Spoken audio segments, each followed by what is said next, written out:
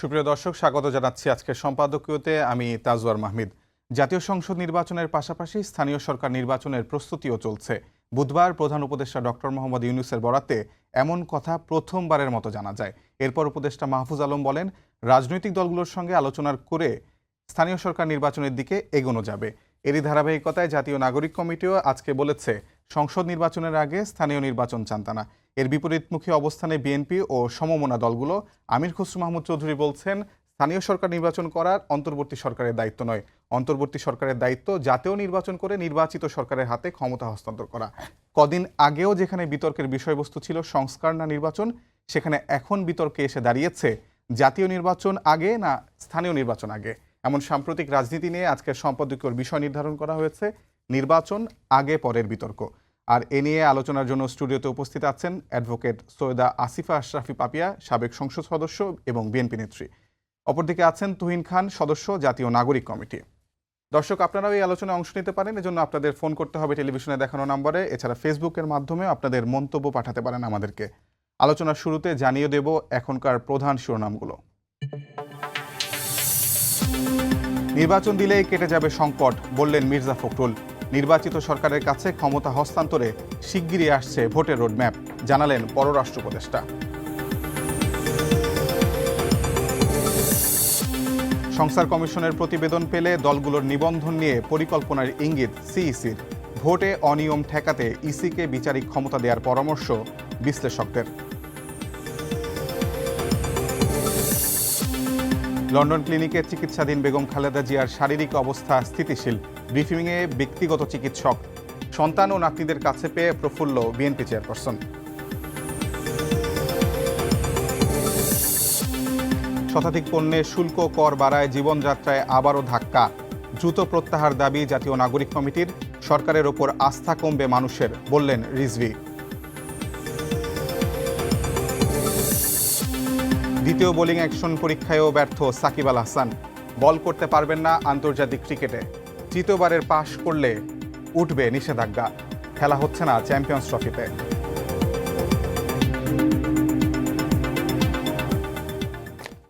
আমি প্রথমে একটু তুহিন খানের কাছে প্রশ্ন দিয়ে শুরু করতে চাই। স্থানীয় সরকার নির্বাচন নিয়ে জাতীয় নাগরিক কমিটি আজকে আগ্রহ প্রকাশ করেছে। তারা বলছেন যে এখন উপযুক্ত সময় বা এখনই সময় করার। স্থানীয় সরকার প্রতিনিধিদের নিয়ে কি জাতীয় নাগরিক কমিটির একটু বাড়তি আগ্রহ আছে কিনা? ধন্যবাদ। সম্পাদকীয় যারা দেখছেন এই মুহূর্তে সবাইকে শুভেচ্ছা। আসলে স্থানীয় সরকার নির্বাচনের আলোচনাটা যেখান থেকে আসলো সেটা হলো যে নির্বাচন, যেটার উপরে আসলে রাজনৈতিক দলগুলি জোর দিচ্ছিল বারবার, যে সংস্কার কিছু উদ্যোগ এই সরকার নিয়েছে, সেই সংস্কার উদ্যোগগুলির ব্যাপারে রাজনৈতিক দলগুলির তেমন কোনো আগ্রহ ঠিক সেভাবে দেখা যায়নি। এবং নির্বাচনের কথা যখন আসলো তখন আসলে স্থানীয় সরকার নির্বাচনের কথাটা আসলো।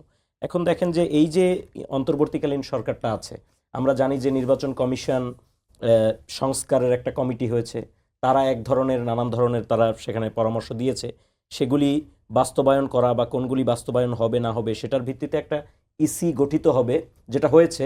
এবং সেই ইসি যেই আইনের ভিত্তিতে নির্বাচনটা পরিচালনা করবে সেই আইনগুলি কিন্তু পুরাতন আইনেই রয়ে গেছে। এবং আমরা জানি যে নির্বাচন কমিশন যেই প্রতিষ্ঠানটা, সেই প্রতিষ্ঠানটা গত 10-15 বছর ব্যাপকভাবে দুর্বৃত্তায়িত হয়েছে। সুতরাং এই যে একটা সরকার আসলো, অন্তর্বর্তী সরকার, সে যদি একটা দেশব্যাপী সংসদ নির্বাচন করতে চায় তাহলে তার সক্ষমতার একটা ব্যাপার আছে।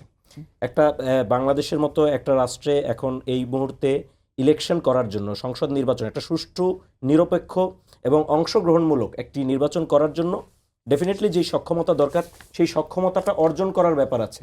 সেই টেস্ট কেস হিসেবে কিন্তু আমরা এই স্থানীয় নির্বাচন, যেই স্থানীয় সরকার নির্বাচনের কথাটা বলা হচ্ছে, ধাপে ধাপে সেই সংসদ নির্বাচনের যেই সক্ষমতাটা, সেটা কিন্তু সরকারের অর্জন করার ব্যাপার আছে। এই কারণেই কিন্তু স্থানীয় সরকার নির্বাচনের আলোচনাটা আসছে।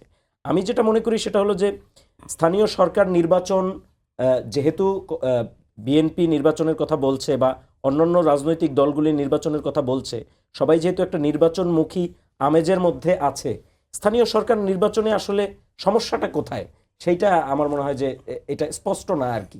যে যদি স্থানীয় সরকার নির্বাচন আগে হয় তাহলে সমস্যাটা কোথায় সেই সমস্যার জায়গাটা আসলে খুব একটা স্পষ্ট না। না, মানে এখন স্থানীয় সরকার সংস্কার কমিশনের একটি তৈরি হয়েছিল, তারা তো এখনো প্রতিবেদনে পেশ করেনি এবং যতটুকু তাদের বক্তব্য থেকে জানা যাচ্ছে যে স্থানীয় সরকার বিষয়ক যে আইনগুলো সেগুলো নতুন করে ঢেলে সাজানোর প্রয়োজন আছে, বিশেষ করে দলীয় প্রতীকে নির্বাচন না হওয়া যেন, এছাড়াও যে স্থানীয় সরকারের যে কাঠামো সেগুলোতে পরিবর্তন আসবে। তাহলে এখনই উপযুক্ত সময় কিভাবে? মানে আমি যদি একটু কোট করি, আপনাদেরই নেতা তিনি বলছেন, আলাউদ্দিন মোহাম্মদ, জাতীয় নাগরিক কমিটির কেন্দ্রীয় নির্বাহী সদস্য, তিনি বলছেন যে সরকার নির্বাচন প্রক্রিয়া শুরু করার মতো পরিস্থিতি এখনই আছে।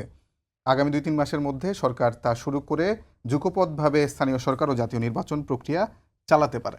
কেন এখনই উপযুক্ত সময় বা মনে হচ্ছে আপনাদের কাছে? না, আসলে আমরা কিন্তু শুরু থেকে সংস্কারটাকেই প্রাধান্য দিয়েছি, নির্বাচনটাকে আমরা প্রাধান্য দেই নেই আমাদের নীতিগত জায়গা থেকে।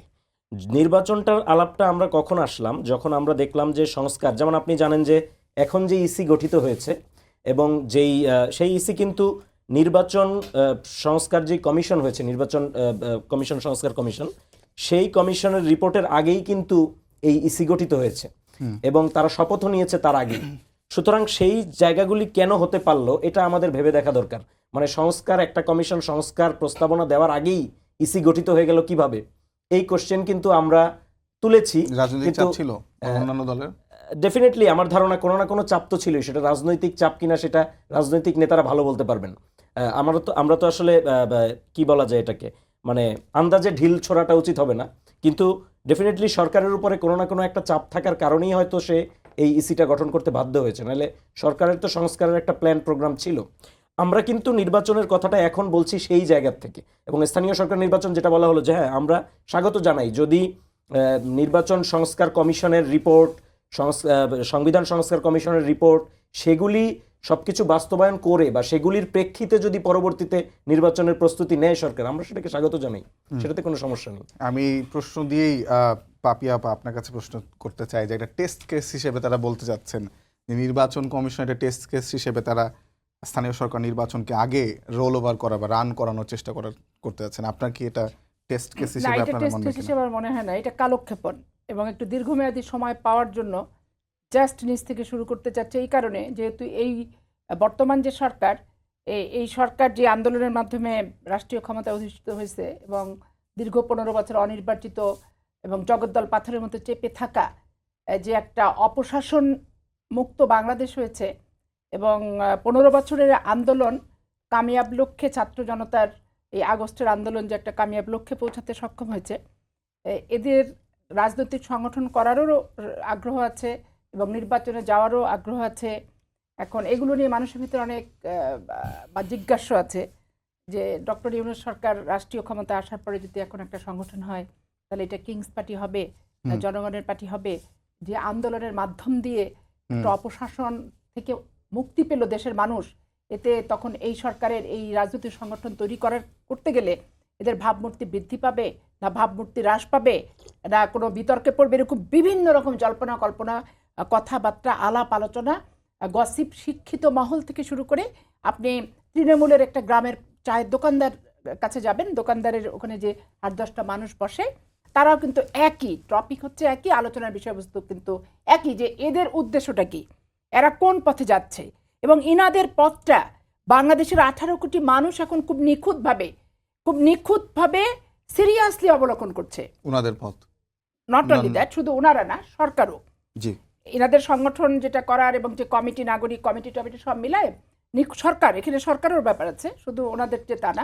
তারা কি ছত্রছায়া, সরকারের ছত্রছায়া একটি কিংস পার্টি হিসেবে গড়ে উঠছে আপনি বলতে চাচ্ছেন? না, আমি বলতে চাচ্ছি না, মানে মানুষের আগ্রহের কথাটা আমি বলছি যে রাজনৈতিক সংগঠন, আপনি রাজনৈতিক সংগঠন এনারা করতে চান, তাহলে এই সংগঠনটা কি সরকারের আশ্রয় না অনাশ্রয়, এরকম ব্যাপার। কারণ হয় কি, রাষ্ট্রীয় ক্ষমতা থেকে রাজনৈতিক সংগঠন, ধরেন যাদের দ্বারা ক্ষমতায় আসলো, তারা যখন সংগঠন করবে তখন ক্ষমতাসীন ব্যক্তির আশ্রয়ে সংগঠন হচ্ছে, এটা কিন্তু এটা চিরাচরিত প্রথার মতো মানুষের ধারণার ইতিপূর্বে জন্মেছে। মানে এরকম সমালোচনা কি বিএনপির এগেইনস্ট হতে পারে কিনা, যে জিয়াউর রহমান যখন এটা আমি ক্ষমতায় ছিলেন বলতেছি, তখন আগস্টের আন্দোলন যদি সফল হয়, আগস্টের আন্দোলন যদি বাংলাদেশের সর্বস্তরের মানুষ নাবার পরে, এটাকে আপনি গণতান্ত্রিক আন্দোলন ছাড়া তো স্বৈরাচারী আন্দোলন বলবেন না। এখানে র হেলিকপ্টারে গুলি করছে, পুলিশ গুলি করছে, ছাত্রলীগ যুবলীগ গুলি করছে, যতগুলো মারা গেছে এগুলো তো পুলিশের গুলি আর ছাত্রলীগ যুবলীগের গুলি ছাড়া কোনো সাধারণ মানুষ গুলি করেনি। তাহলে 7ই নভেম্বর ঠিক এইরকমই, মানে আওয়ামী লীগের পতন এবং বিদায় এই আগস্ট এবং 7ই নভেম্বরে যে সিপাহী জনতার বিপ্লবের মাধ্যমে কারাবন্দী জিয়াউর রহমানকে নিয়ে এসে সাধারণ মানুষ এবং আর্মির একই দৃশ্য। কিন্তু এই দৃশ্যটা জাসদ বলেন আর হচ্ছে সরকার বলেন, এই 15 বছর কিন্তু অপব্যাখ্যা দিয়ে আসছে যে গণতন্ত্র হত্যা দিবস হচ্ছে 7ই নভেম্বর, অমককে মারছে, তাহেরকে মেরেছে সেই হত্যা দিবস, অমক দিবস, তমক দিবস। কিন্তু আপনি 7ই নভেম্বরের প্রেক্ষাপট আওয়ামী লীগের দুঃশাসনের বিরুদ্ধে, আর এই বর্তমান আগস্টের প্রেক্ষাপট আওয়ামী লীগের 15 বছর দুঃশাসনের বিরুদ্ধে, সেম টু সেম। এখানে বিকৃত করার আর কোনো সুযোগ নেই। মানে তার মানে বিএনপিও 7ই নভেম্বরের পরে যে দলটি মানে গঠিত হলো, এটা নিয়ে তো কথা আছে অনেকেরই কথা আছে, যেটা কি সেটার সঙ্গে যে নাগরিক কমিটির পার্থক্য করা যায়, মানে আপনাদের পক্ষ থেকে সমালোচনাটি কি যুক্তিযুক্ত হবে কিনা? আপনাকে আমি একটা কথা বলি, এটা আমার ব্যক্তিগত সমালোচনার কথা আমি কিন্তু বলিনি। আমি বলেছি যে গ্রামগঞ্জ শুধু না, একবারে উচ্চবিত্ত থেকে, শিক্ষিত থেকে, সুশীল সমাজ থেকে সবার মানুষের একটা কিউরিসিটি, একটা উৎসাহ, কি হতে যাচ্ছে, কি হবে, এরা যে দল গঠন করবে, দলটা কি তাহলে এই সরকারের ছত্রছায়া হবে না, কি মানুষের প্রশ্ন, সেটা আমি বলেছি। এবং মানুষ খুব তীক্ষ্ণ দৃষ্টিতে অবলোকন করছে, সেটা আমি বলেছি। এটা আমার কোনো অভিপ্রায় না, আমার কোনো অভিব্যক্তিও না। আর আমি এই ব্যাপারে অভিব্যক্তি রাখতে চাই না, কারণ সামনে যেটা আসবে, যেটা হবে, সেটা তো আমি প্রত্যক্ষ করব। তো প্রত্যক্ষ যে আমার এত অধৈর্য আমি নই। 15টা বছর যখন আমি আন্দোলন করে ধৈর্যশীলতা দেখাতে পেরেছি, 80-র দশকে এরশাদ বিরোধী আন্দোলন করে 9 বছর যখন আমি ধৈর্য দেখাতে পেরেছি, আলটিমেটলি 2টা আন্দোলনে তো আমি গণতন্ত্রের মুখ দেখেছি। একই তো ভোটের অধিকার এবং নিরপেক্ষ ভোটের অধিকার, সার্বজনীন ভোটের অধিকার, সকল মানুষ স্বতঃস্ফূর্তভাবে একটা বিশ্বাসযোগ্য ভোটের অধিকার। 2টো আন্দোলনে আমার এই বয়সে অন্তত আমি শরিক হতে পেরেছি এবং দুটোতে একটা ইতিবাচক রেজাল্ট আমি পেয়েছি।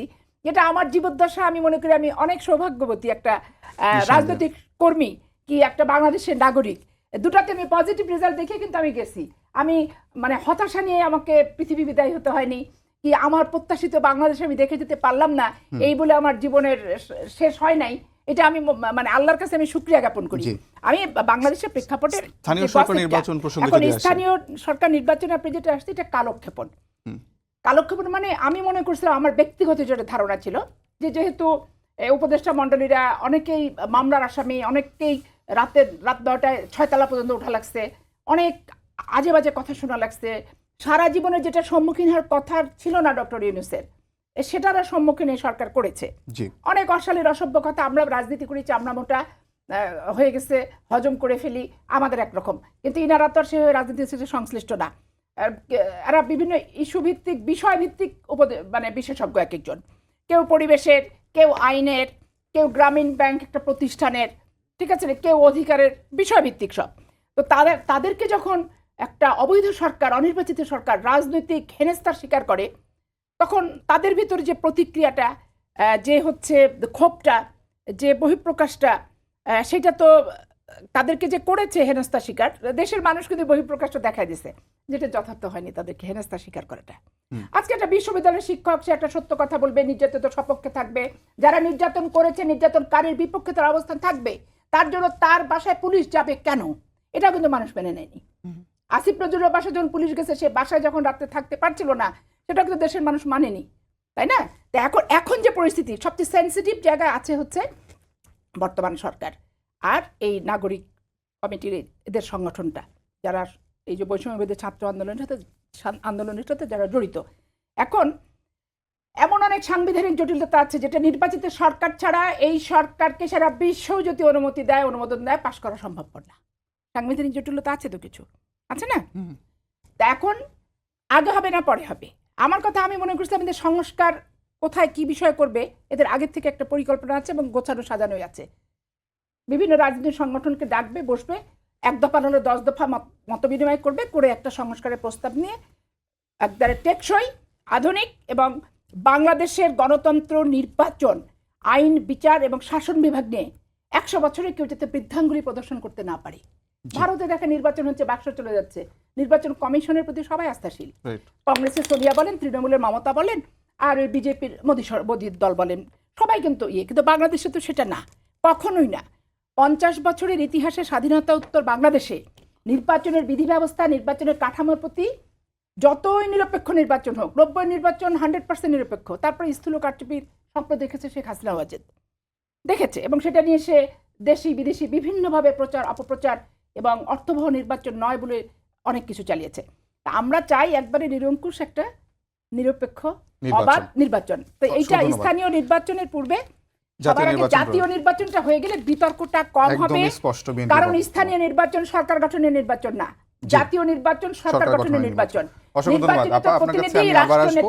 আমি এটাই তুহিনের সবাই কাছে চায়। একটু প্রশ্ন করতে চাই যে এই যে আপনারা জাতীয় নাগরিক কমিটি এবং বৈষম্য বিরোধী ছাত্র আন্দোলন তারা একটি রাজনৈতিক দল গঠন করতে যাচ্ছেন, সেটি ঘোষণাও দিয়েছেন, এবং আপনাদের এই প্রতিনিধি উপদেষ্টা মণ্ডলীতে আছে, এই যে কিংস পার্টির যে তকমা আপনাদের গায়ে লাগছে, বিএনপির অভিযোগ আছে, জনমনেও এই বিষয়ে আলোচনা আছে, তো এই বিষয়টাকে আপনারা কিভাবে উচ্চাবেন?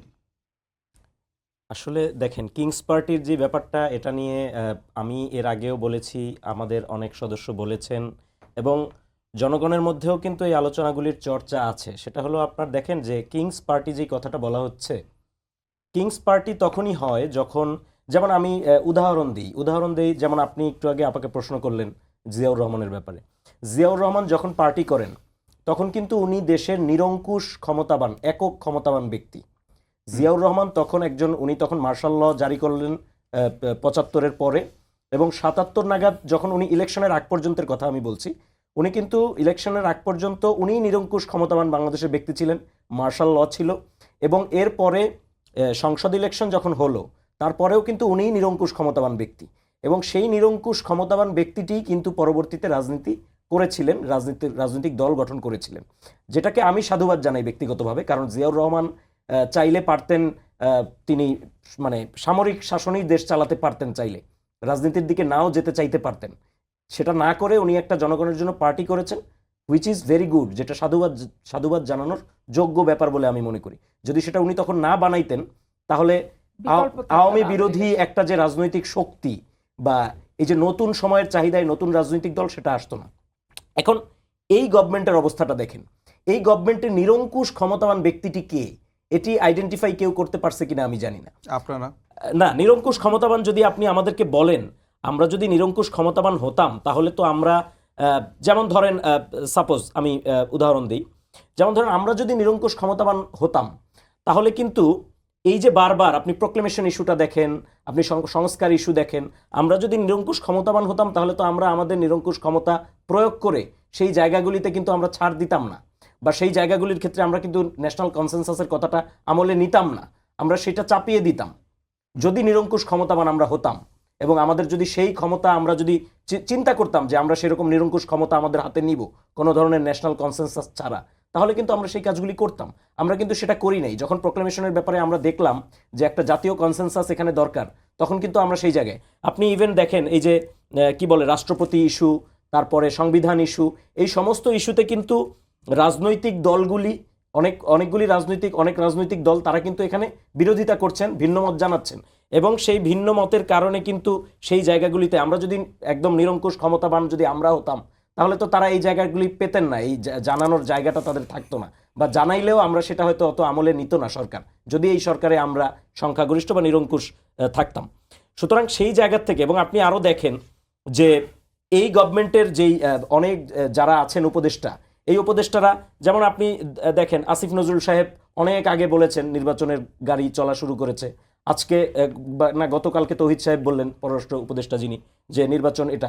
তো দেখেন, আমরা যা বলি, মানে আমাদের রাজনৈতিক এজেন্ডা শুধু জনগণের সামনে স্পষ্ট, আমরা কি বলতেছি। আমরা সংস্কারের কথা বলছি, যে সংস্কারটা জরুরি, আমরা তারপরে স্থানীয় সরকারের কথা বলছি, আমরা প্রোক্লেমেশনের কথা বলছি, আমরা তো অনেকগুলি কথা বলতেছি, আমাদের এজেন্ডা তো ক্লিয়ার। কিন্তু আপনি দেখেন যে উপদেষ্টা মহোদয়রা আমাদের কথার সাথে সুরে সুর মিলিয়ে কথা বলছেন কিনা। কেন আপনাদের সাথে তো উপদেষ্টা, প্রধান উপদেষ্টা মাহফুজ আলম, সবার সুর তাল লয় একই রকম মনে হচ্ছে। প্রধান উপদেষ্টা প্রথমে বললেন স্থানীয় সরকার নির্বাচন দিবেন, তারপর মাহফুজ আলম বললেন আজকে আপনারাও চাচ্ছেন, বিএনপির বা অন্যান্য দল তো চাচ্ছে না। না, সেটা হয়তো আপনি এই যে একটা ব্যাপারে, স্থানীয় সরকার নির্বাচনের ব্যাপারে হয়তো সেই কথাটা বলতে পারেন, এবং সেইটার কথা কিন্তু আমি বলেছি যে স্থানীয় সরকার নির্বাচন, যে কোনো সরকার, আমি মনে করি এই ধরনের গভর্নমেন্ট হলে যে কোনো গভর্নমেন্ট সে আগে চাইবে এত বড়, কারণ এই গভর্নমেন্টের একটা দায় আছে, দায়টা হলো একটা সুষ্ঠু নির্বাচন দেওয়ার। এই গভর্নমেন্ট যদি কোনো একটা যেন তেন নির্বাচন, কোনোভাবে যদি সেই নির্বাচনটা কালার্ড হয়, তাহলে এই গভর্নমেন্টের উপরে সেই দায় সারা জীবন তাদের বয়ে যেতে হবে। সুতরাং তাদের সামনে কিন্তু ওই ভয়টা আছে। আমার ধারণা সেই ভয়টার কারণেই তারা টেস্ট কেস হিসেবে এই কাজটা করতে চাচ্ছেন। কিন্তু আমি বলতেছি যে এটা তো একটা কেস, আপনি অন্যান্য কেসগুলো দেখেন, সেখানে কিন্তু আমাদের সাথে সুরে সুর মিলিয়ে কথা বলে নাই, বরঞ্চ আমরা যখন প্রোক্লেমেশনের কথা বলছি প্রধান উপদেষ্টার প্রেস উইং থেকে বলা হয়েছে যে এটা প্রাইভেট ইনিশিয়েটিভ, হুইচ ইজ যেটাকে আমি আসলে পার্সোনালি আমি মনে করি যে এখানে এই যে প্রাইভেট ইনিশিয়েটিভ বলা হলো, জুলাই অভ্যুত্থানের একটা প্রোক্লেমেশন হবে, এটা তো জাতির আকাঙ্ক্ষা, সেটা যেভাবেই হোক, ন্যাশনাল কনসেনসাসের ভিত্তিতে হোক বা অন্যভাবে হোক। তো এই যে এই জায়গাগুলিতে কিন্তু সরকার আমাদের সাথে সুরে সুর মিলিয়ে কথা বলে নাই। সুতরাং কিংস পার্টি যখন বলা হচ্ছে, তখন ওই যে ক্ষমতার কেন্দ্রটা একীভূত ক্ষমতা, একটা সেন্ট্রালাইজড নিরঙ্কুশ ক্ষমতা, এই নিরঙ্কুশ ক্ষমতা তো আমি দেখি যে এই সরকারের মধ্যে কে চর্চা করছে সেটা কেউ এখনো বলছেন না। আমাদের কিংস পার্টি বলছেন বটে, কিন্তু কার কিংস পার্টি, মানে আমাদের কিংটা কে, সেই কথাটা কিন্তু কেউ বলছেন না। হয়তো ছাত্র উপদেষ্টাদের দিকেই তারা ইঙ্গিত করছেন, কিন্তু আমরা দেখতেছি যে ছাত্র উপদেষ্টাদের তো আসলে ইভেন গভর্নমেন্টের মধ্যে তো শুধুমাত্র ছাত্র উপদেষ্টারাই উপদেষ্টা তা তো না, নিরঙ্কুশ কোনো ক্ষমতা তাদের নেই। সুতরাং এই কনসেপ্টটা আমার মনে হয় যে ক্লিয়ার। আমি একটু পরের প্রশ্নে আসি, সেটা হলো যে এর আগেও আমরা দেখেছি যে আপনাদের যিনি আহ্বায়ক আছেন তিনি 1300 জনের বেশি কাউন্সিলরকে একজোটে নিয়ে বলেছেন যে আপনাদেরকে আবার পুনর্বহাল করার জন্য তদবির সুপারিশ করা হবে স্থানীয় সরকার উপদেষ্টার সঙ্গে, এবং আপনাদের প্রতি পূর্ণ সমর্থন দিতে বলেছিলেন 1300+ যেসব কাউন্সিলররা আছেন। তো সেইটাই কি আসলে আপনাদেরকে দল গোছানোর জন্য কাউন্সিলররা একটু সহায়তা করবে বলে আপনাদের মনে হয় কিনা?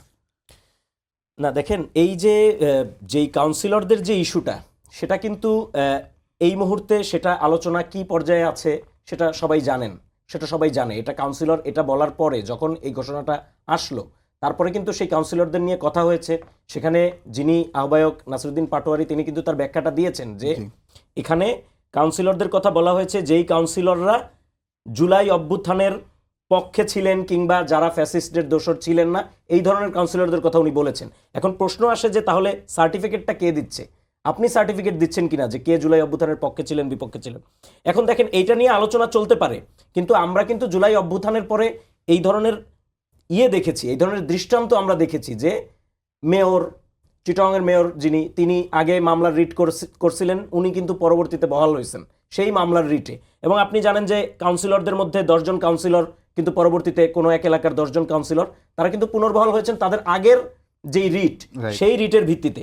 সুতরাং এই ঘটনাগুলি তো ঘটছে, এই ঘটনাগুলির ভিত্তিতে মূলত সেই পদক্ষেপটা নেওয়া যে স্থানীয় কাউন্সিলর যারা আছেন তারা, যারা এই কাউন্সিলরদের মধ্যে যারা অনেকেই আছেন, এখন কাউন্সিলরদের মধ্যেও একটা ব্যাপার আছে, ধরেন যে এই স্থানীয় কাউন্সিলররা সারা জীবন আওয়ামী আমলে এমপিদের ছোট ভাই হিসেবে তারা ছিল, এমপিরা যা বলেন স্থানীয়, মানে এই যে স্থানীয় সরকারের যে একটা স্বাধীনতা, সেই জায়গাটা কিন্তু তাদের ছিল না। সেই জায়গাটাও তারা এখন পুনঃপ্রতিষ্ঠা করতে চান, তারা চান না যে এমপিদের ছোট ভাই হয়ে তারা থাকবেন। সুতরাং সেই জায়গাটাও সংস্কার কমিশনগুলিও সম্ভবত সেই জায়গাটা দেখছেন, সেই জায়গা থেকে তারা কথা বলছেন। সুতরাং এই জায়গাগুলি থেকে মূলত ওই আলোচনাটা আসছে। ভাবি আপনার কাছেও একই প্রশ্ন, যে একটা চিঠিও মাঝখানে সামাজিক যোগাযোগ মাধ্যমে বেশ ভাইরাল হয়েছিল যে আপনাদের দলের মহাসচিবের পক্ষ থেকে দেওয়া হয়েছিল সরকারের কোনো পক্ষকে যে অমুক অমুক কয়েকজন কাউন্সিলরকে পুনর্বহাল করতে হবে। তো আওয়ামী লীগ আমলে আসলে কোন কোন নির্বাচন আসলে সুষ্ঠু হয়েছে যে মনে হয় যে তাদেরকে পুনর্বহাল করার প্রয়োজন ছিল বা এরকম সুপারিশ করা দরকার? আমি একটু স্পষ্ট করে আমার ব্যক্তিগত অভিমতটা আমি ব্যক্ত করতে চাচ্ছি যে স্থানীয় সরকারের যারা নির্বাচিত মেম্বারই বলেন, চেয়ারম্যান বলেন, কমিশনারই বলেন, পৌরসভার চেয়ারম্যানই বলেন, উপজেলা চেয়ারম্যানই বলেন, সবার মাথার উপর শেখ মুজিব আর শেখ হাসিনার ছবি টাঙিয়ে তারা চেয়ারে বসেছে এবং প্রত্যেকে শেখ মুজিবের মৃত্যুবার্ষিকী, জন্মবার্ষিকীতে উপস্থিত ফিজিক্যালি থেকেছে এবং তারা প্রত্যেকেই গমের অনুদান, টিআর, কাবিখা এবং এমপিদের ছোট ভাই, এমপিরা করতে চাক আর না চাক, ওনারা এমপিদের ছোট ভাই হওয়ার জন্য তাদের সহকর্মীদের ভিতরে যে প্রতিযোগিতা আমি 15 বছর দেখে এসেছি, তো সেটা তো অকল্পনীয় এবং অবর্ণনীয়, অসহনীয়। ঠিক আছে, তার মধ্যে থেকে আপনারা সিলেক্ট করেন। এই জন্য আমি ব্যক্তিগতভাবে এখানে আমি সিলেকশনের পক্ষে। আমি যেমন আমার রানীহাটি ইউনিয়ন চাঁপাইনবাবগঞ্জের আওয়ামী লীগের যে এমপি তারও ইউনিয়ন, ওটা আমাদেরও সেটা, কিন্তু সেখানে যে আওয়ামী লীগের যে ক্যান্ডিডেট তার জামানত বাজেয়াপ্ত হয়েছে। ঠিক আছে, জামানত বাজেয়াপ্ত হয়েছে, মানে ভোটে এত অত্যাচার, এত টর্চার, এত ক্রসফায়ার একটা ইউনিয়নের উপর দিয়ে হয়েছে, এত গুম, এত অপহরণ, যে তার ক্যান্ডিডেট ভোট কেন্দ্রে যেতে পর্যন্ত পারেনি। কিন্তু তারপরও আমার কথা হচ্ছে যে বাংলাদেশের 460টা উপজেলা এবং পৌরসভা যা আছে, ইউনিয়ন পরিষদ যা আছে, এখানে আমি বাছাই করতে আগ্রহী না। কারণ এই বাছাই করে আমি 10টা ইউনিয়ন পরিষদ চালায় ব্যক্তিগতভাবে কোনো লাভবান কিন্তু হওয়া যাবে না। এবং আইনের স্থানীয় সরকারের যে সুবিধাভোগী শ্রেণীটা আছে সেখানেও তারা খুব একটা লাভজনক কোনো কিছু যাবে না। এখন ইউনিয়ন পরিষদের নির্বাচনটা আগে করার ক্ষেত্রে মানুষের গসিপকে তো আর মুখে হাত বন্ধ করে দেওয়া যাবে না, মানুষের উৎসাহ উদ্দীপনা জানার যে আগ্রহ এটাকেও কিন্তু বন্ধ করে রাখা যাবে না। ওটা হলেই যে শুধু বিএনপি সব কিছুর সাথে জড়িত তাও কিন্তু না। ইউনিয়ন পরিষদের নির্বাচনটা নিয়ে আলোচনা এই কারণে আসতেছে যে এরা যেহেতু রাজনৈতিক সংগঠন ওনারা করতে চান কিনা, করতে চাইলে তৃণমূল থেকে তো সংগঠনটা করতে হবে, তৃণমূল থেকে। তো তৃণমূল থেকে সংগঠন করতে গেলে তাদের জন্য তো ইউনিয়ন পরিষদের নির্বাচনটা সবার আগে প্রয়োজন, কারণ ওইখানে তারা তাদের সংগঠনটা যদি করার আগ্রহ থাকে, এখন আগ্রহ আছে কিনা, সংগঠন করবে কিনা সেটা আমি বলতে পারবো না।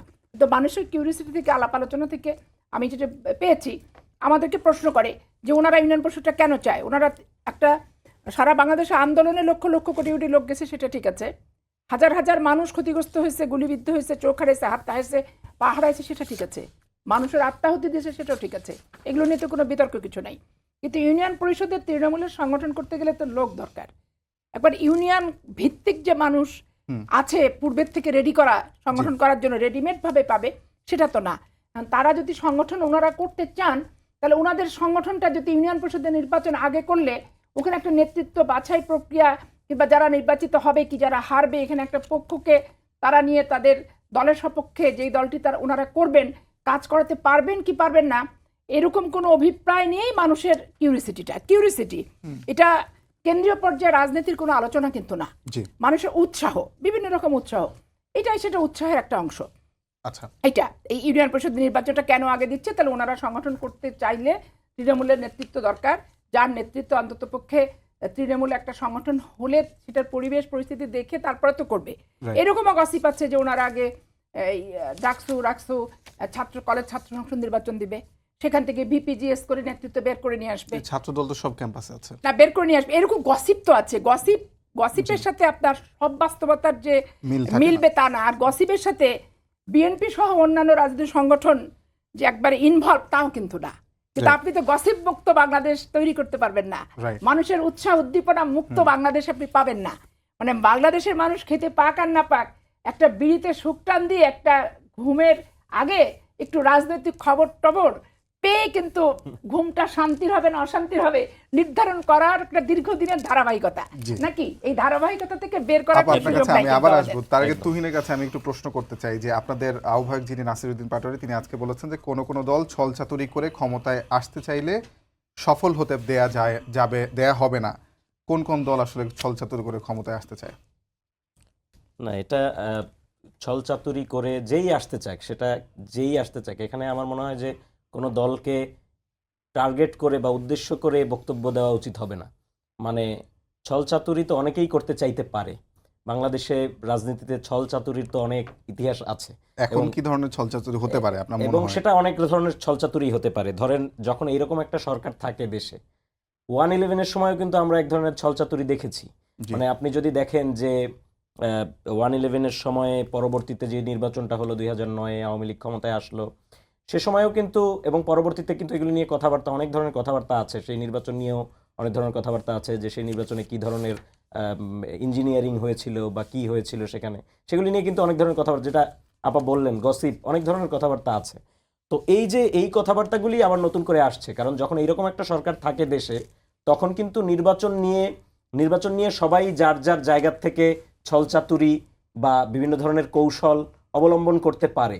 এখন সেই কৌশল বা স্ট্র্যাটেজি, দলীয় স্ট্র্যাটেজি, সেটা সবারই থাকবে, কিন্তু ছলচাতুরি যেন কেউ না করে, কোনো দলই যেন ছলচাতুরি না করে। আমার মনে হয় যে এটাকে একটা সবার প্রতি আহ্বান হিসেবে নিলেই বেটার, যে কোনো দল যাতে আসলে ছলচাতুরি করতে না চায়, নির্বাচনকে যত কলুষিত তারা না করে, পরবর্তী যে গভর্নমেন্টটা হবে সেটা যেন একটা সুষ্ঠু এবং গ্রহণযোগ্য সর্বজন স্বীকৃত একটা গভর্নমেন্ট হয়, সেই জায়গা থেকে কথাটা বলা।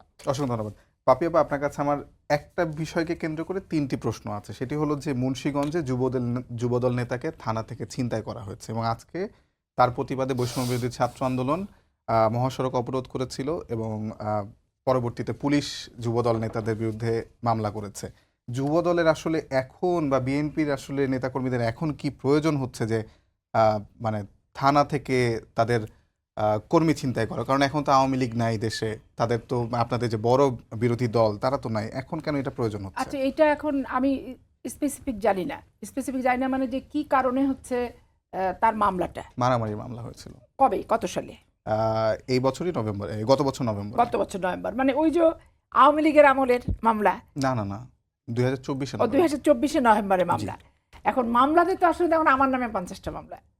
এখন আমাকে যদি কোনো ধরেন আমি 50টা মামলা তদারকি করতে না, যে কোনো মামলা ওয়ারেন্ট আছে আমাকে ধরতে আসলে, এখন তো আমার পরিবার বলেন সব লোকটা আমাকে যেতে দেবে না, যে তুমি আওয়ামী লীগের আমলে জেল খাটবা আর এই আমলে কেন জেল খাটবা, জেল খাটার দরকার নেই। তো যাই হোক, যুবদল হয়েছিল থানাতে চলে গেলে হয় কি ছিনতাই করাটা ঠিক না, কারণ একটা কুর্দিপড়া প্রশাসনের কাছ থেকে ছিনতাই করে নিলে এই প্র্যাকটিসটা আমি ব্যক্তিগতভাবে মনে করি এটা ভালো না। মামলা থাকলে সারেন্ডার করবো, কোনো জামিন পাবো, জামিন করে ফ্রি হয়ে যাব। আমার এলাকায় যেমন আন্দোলনের সময় 2-4টা এরকম ছিল, পুলিশ বাসায় ঘোরাঘুরি করছে, আমাকে যখন বলছে যে পুলিশ আশপাশে যাচ্ছে খোঁজ করছে, আমি যে কালকে রোববার আজকে বৃহস্পতিবার বাসা থেকে পালায় থাকো, ধরা খেললে শুক্রবার শনিবার জেলে থাকতে হবে, দরকার নাই, রোববারে সারেন্ডার করো, কোর্ট জামিন দিলে দিবা, জামিন না দিলে নামঞ্জুর করে পাঠিয়ে দাও, হাইকোর্ট থেকে আমি করে দেবো। আইনের প্রক্রিয়াটা আমাদের প্র্যাকটিস করতে হবে, রাজনৈতিক সংস্কার। এই জন্য রাজনৈতিক সংস্কারটার প্রতি আমরা ব্যক্তিগতভাবে চাই। আমরা ব্যক্তিগত কেন চাই, যে দেখেন যুবদলের সেই ছেলের পোস্ট কি পদবি কি ঘটনা আমি জানি না, কিন্তু নাম তো চলে আসছে যুবদল।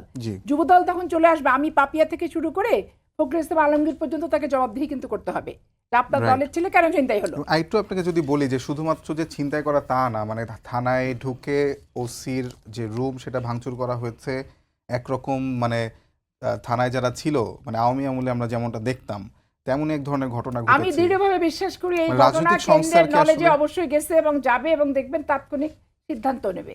কারণ আমাদের পার্টির হাইকমান্ড থেকে বিশেষ করে তারেক সাহেবের পক্ষ থেকে স্পষ্ট ডিক্লেয়ার দেওয়া যে দলের নাম দিয়ে কেউ কোনো যদি অপকর্ম করে, অশালীন কর্মকাণ্ড করে, সাথে সাথে আইনের আশ্রয়ে তাকে নেওয়া হোক, আমি বললাম তো সাথে সাথে দলীয় অ্যাকশন নেবে। আমিও চাই যে আমাদের দলটা আগাছা মুক্ত হয়ে যাক। আন্দোলন এবং পালায় থাকা 15টা বছর, মার খাওয়া, গুম হওয়া, অপহরণ হওয়া, হাত ভাঙা, পা ভাঙা, আমার মতো মানুষ 4 মাস হাজতে থাকছে, মিনিমাম 30 বার আমাকে রিমান্ডে নিছে। তো রিমান্ডে নিয়ে এসে আমাকে মতিঝিল থানা আর ডিবি অফিসে নিয়ে তো ফেলে রাখছে।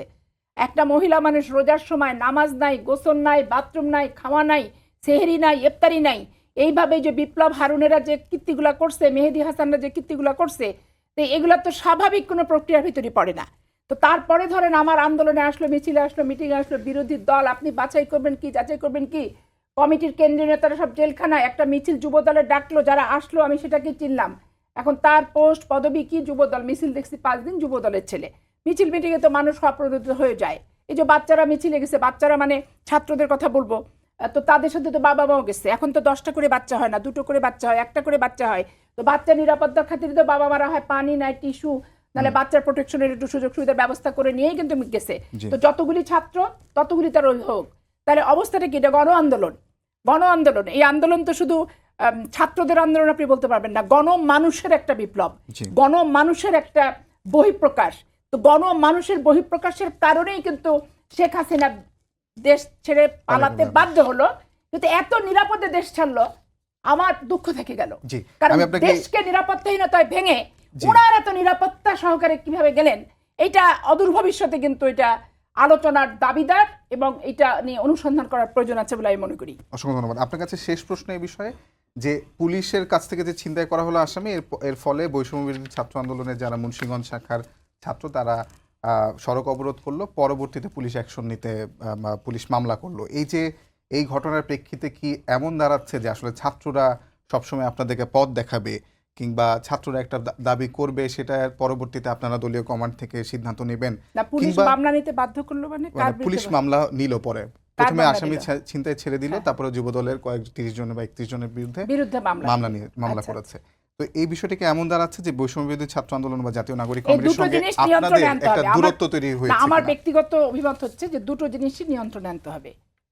আমার দলের নাম দিয়ে এরকম কেউ যাতে কোনো অপকর্ম বলেন, দলদ্রোহী কর্মকাণ্ড, দলের ভাবমূর্তি নষ্ট হবে, এরকম কোনো কর্মকাণ্ডে জড়িত হওয়ার অদূর ভবিষ্যতে সুযোগ দেওয়া যাবে না।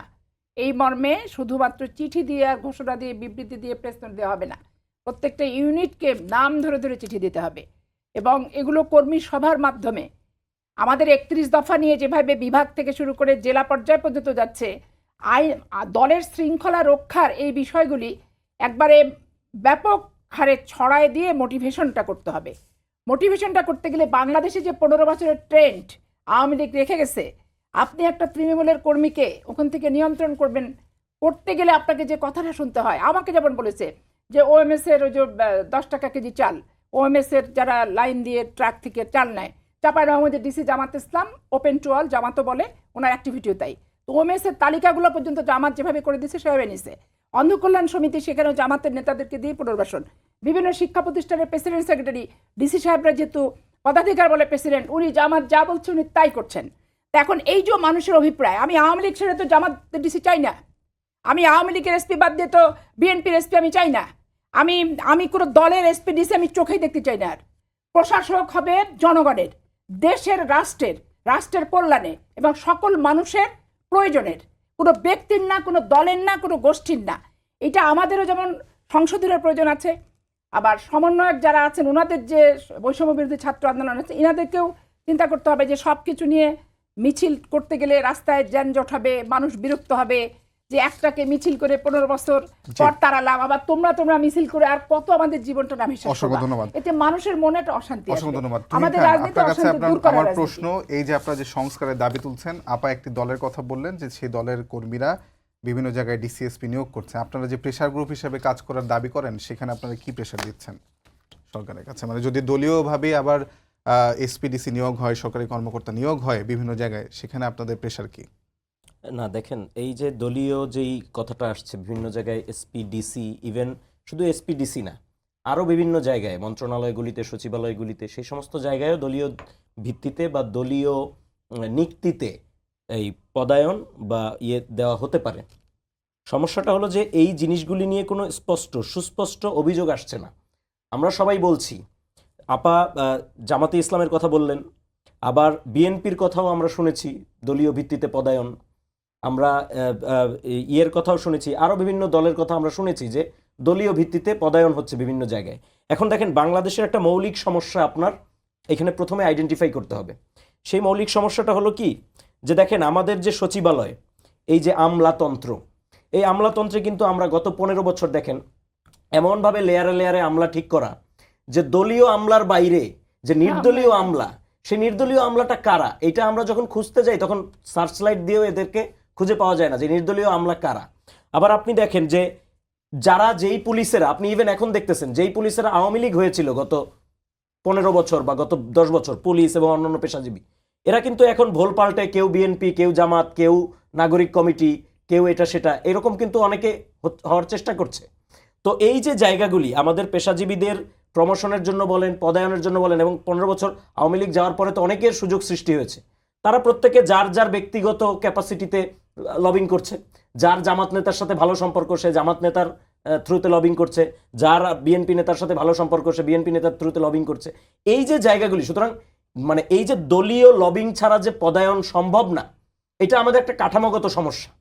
মানে প্রমোশন, এই যে আপনি দেখেন সচিবালয়ে যে আন্দোলনের পরপর অনেক প্রমোশন হলো অনেকের, এখন আমরা যদি বলি যে এটার একটা স্বচ্ছ ভিত্তিতে আমাদের সামনে দেন, গভর্নমেন্টকে আমরা বলবো যে আপনি দেন যে কি ভিত্তিতে কার প্রমোশন হলো, এতগুলি আমলার প্রমোশন হলো, এতগুলি পদায়ন হলো, কোন ভিত্তিতে কার পদায়ন হলো, তাহলেই কিন্তু বেরিয়ে আসবে যে আসলে কারা সেখানে প্রভাবটা খাটাচ্ছে। সুতরাং এই যে আমাদের কাঠামোগত পদায়নের যে কাঠামোগত সমস্যা, যে রাজনৈতিক লবিং ছাড়া জনপ্রশাসন এবং গুরুত্বপূর্ণ জায়গাগুলি, পুলিশ, ডিসি, এসপি এবং মন্ত্রণালয়, সচিবালয়, এই যে গুরুত্বপূর্ণ জায়গাগুলি, এগুলি যে রাজনৈতিক লবিং ছাড়া পদায়ন সম্ভব হয় না, এই যে আমরা এক কালচার তৈরি করে রেখেছি, এই কালচার আমাদের দূর করতে হবে। তাহলে আমি মনে করি আপনার কাছে সেটি হলো যে আপনারা যে আজকে বৈষম্য বিরোধী ছাত্র আন্দোলন বিএনপির এগেইনস্টে আন্দোলন করলো বা যুবদল নেতাকে ছেড়ে দেওয়ার প্রেক্ষিতে আন্দোলন করলো, আপনারাও বিভিন্ন সময় বলছেন king's party, BNP king's party, আপনাদের মুখপাত্র বলেছেন, আপনাদের সঙ্গে কি বিএনপির দূরত্ব বাড়ছে? শেষ প্রশ্ন আপনার। ব্যক্তিগতভাবে আমি বলবো বিএনপির সাথে আমাদের দূরত্ব বাড়ার বা কমার কোনো কিছু নাই। তার কারণ আমি আগেও বলেছি এবং আমাদের যারা নেতৃবৃন্দ আছেন তারাও বলেছেন যে এই অভ্যুত্থানটা, যেটা আপাও বললেন, এই অভ্যুত্থানটা একটা গণমানুষের অভ্যুত্থান হয়েছে। সব রাজনৈতিক দল এখানে মিলেমিশে কাজ করেছে, সবার এখানে হিস্সা ছিল, কিন্তু একটা পার্টিকুলার অংশের নেতৃত্বে আন্দোলনটা হয়েছে, রাজনৈতিক দলগুলির নেতৃত্বে আন্দোলনটা হয় নাই। এটা সত্য, এটা আপাও স্বীকার করবেন, এটা সবাই স্বীকার করবে। সেই জায়গা থেকে কিন্তু ছাত্ররা এখন যেহেতু দেশে 52 বছর এই বা 53 বছর একটা রাজনৈতিক কালচার চলে আসছে, সেখানে একটা বহুদলীয় গণতন্ত্র যেহেতু, এখানে নতুন একটা কিছু এক্সপেরিমেন্ট, একটা নতুন একটা রাজনৈতিক দল, নতুন একটা রাজনৈতিক যে নতুন রাজনৈতিক জি, চেতনা, বন্দোবস্ত আপনারা হ্যাঁ, চান। সেটা নিয়ে আমি, কাজ করতে চাচ্ছে। পাপি, সুতরাং আমি আপনাকে মনে করি, আমি just শেষ করি 30 একটু, আমি seconds। জাস্ট শেষ করি, জি। আমি মনে করি যে বিএনপির সাথে দূরত্ব বাড়ার কমার কিছু না। আমি মনে করি বিএনপির জায়গা থেকে সেই ইয়েটা করা দরকার স্টুডেন্টদেরকে, তারা, কারণ আমাদের দিক থেকে বিএনপি এত বড় রাজনৈতিক দল, আমরা তো চাইলে বিএনপিকে ঠেলে সরাতে আবার পারবো আপনার না। কাছে 10 বিএনপির সেকেন্ড, দিক থেকে এখানে একদম 10 10 সেকেন্ড। সেকেন্ডে আমি দুইটা কথা শুধু বলবো যে 1 থেকে 50 পর্যন্ত সব আওয়ামী লীগ, তাতে আমার কোনো আপত্তি নেই প্রশাসনের ডিসিকে নিয়ে, কিন্তু আমি চাই প্রশাসনের চেয়ারে যখন বসবে দলমুক্ত হয়ে নিরপেক্ষভাবে তার কর্মকাণ্ড সে পরিচালনা করবে। এইটুকু প্রত্যাশা দেশবাসী হিসেবে আমার আছে। আর দ্বিতীয়ত রাজনৈতিক সংগঠন নিয়ে যে উনি যেটা বললেন যে অনেক ধন্যবাদ আপা, আর সময় দিতে পারছি না। সবাইকে ধন্যবাদ জানিয়ে শেষ করছি আজকের সম্পাদকীয়। আগামীকাল আবারও দেখা হবে রাত 10টায়। দেখার আমন্ত্রণ রইল। শুভরাত্রি।